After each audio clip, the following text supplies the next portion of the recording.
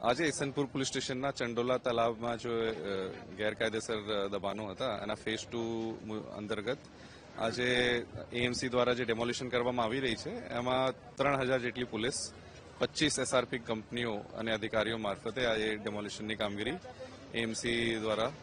જે કરવામાં આવી રહી છે।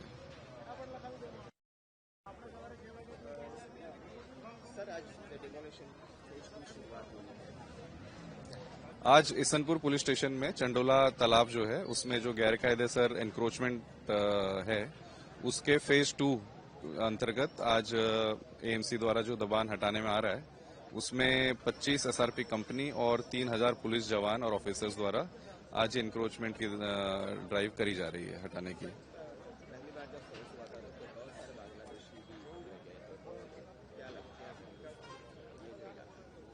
इसमें ये पूरा तालाब का एरिया है, इसमें जो भी कंस्ट्रक्शन है स्ट्रक्चर्स हैं सभी इलीगली हैं और इसीलिए आज इनको क्लियर किया जा रहा है। उस टाइम फर्स्ट फेज में हमने जब किया था ड्राइव तो उसमें पकड़े गए थे और उनके ऊपर प्रॉपर डिपोर्टेशन की कार्रवाई करने में आई है।